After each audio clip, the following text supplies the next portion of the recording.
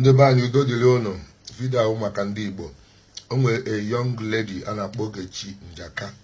Ahụrụ m ha video where she was arrested. Kebe eziokwu na amarọ m na prank ka ha na-eme.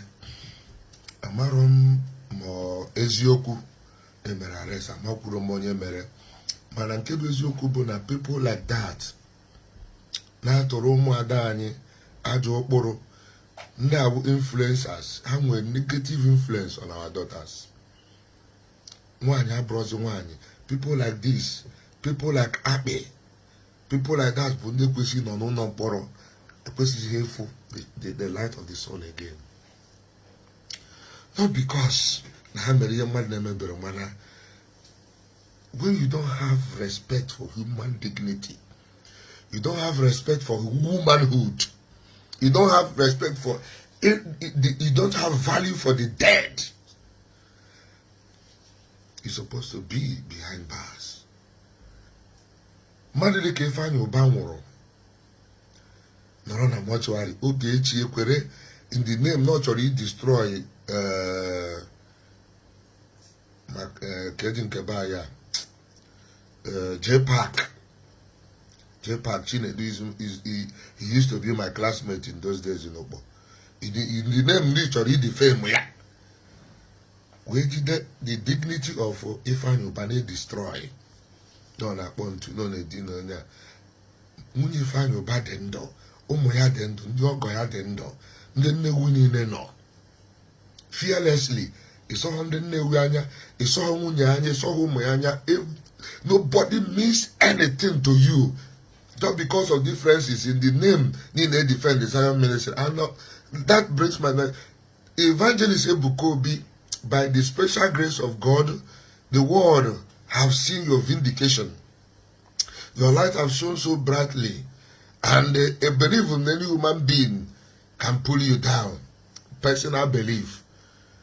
I expect you, evangelist, with every due respect, under the sun, Ipotasi Ogechi, either privately or publicly, because you know only demonstrate in Horogenanya. Men get expect because when we come so I expect you either publicly or privately. If this lady, stop this approach to life. She did this kind of thing. Me can a party. Ndị Igbo nwee tu enwezi ihe na-apụta n'Igbo land na-agbawa obi.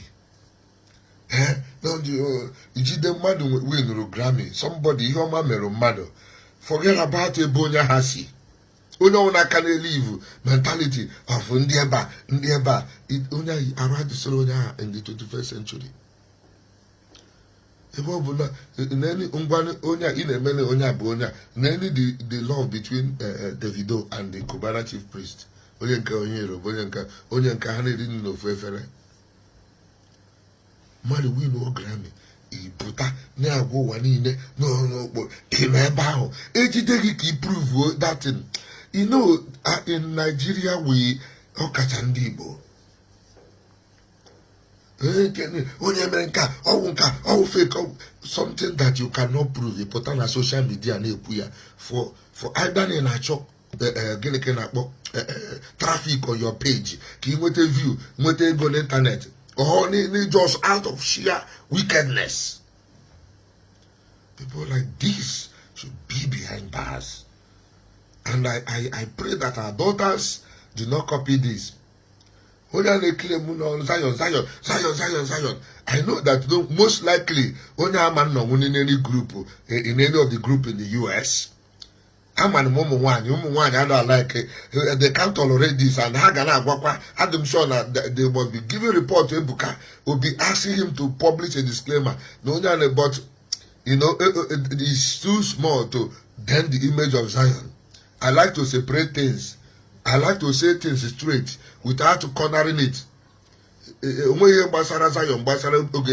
But because no, they get impression, no Zion couldn't defend Ebuka Obi evangelist by everything that holy with good due respect should come out and publish a disclaimer.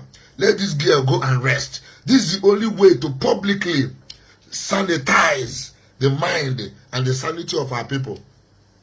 Kaya dide kandiala. Only Igbo na-ekpe only Igbo na-agba mgba. Ọ dị ka asị na ya nwere brain. Kedu ihe ife anyị ụba ga-eji nọ na mortuary? Ogechi mana you could be the one there. Kedu Ogechi nọ na mortuary? Nwunye Kanamon, ndị ọgọ Kanamon, ndị Nnewi, ndị Anambra, ndị Igbo niile kana because ka ọ na-enwere ife o mere go nwe ndị o mere ife. Bụ ịpụ ọnụ na-asị na ojikwa kpụọ onye antụ, ojikwa nye nke na-akọ ihe ndị na-adọrọ shọ. Ọ bụrụ na ọmụnwa ka ị mere nna m ihe a abụrụ etu mbụ fada mma ya asị fada na-adọ ndụdọ. Ọ bụrụ na ọmụnwa wee lee person onye Nnewi Igbo na-akpọrọ gị, if you don't prove it na ọ na nga forever. So that ndị ọzọ nwe ife ha na-aghọta.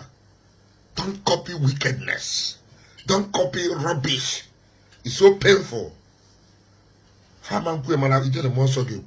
This is evil and only a man of God should come out in a simple way and say this is not good.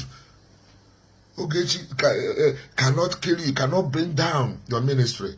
Chineke gozi gogi. Bro, you don't require the help of charlatans. Ya de kwaro no mma.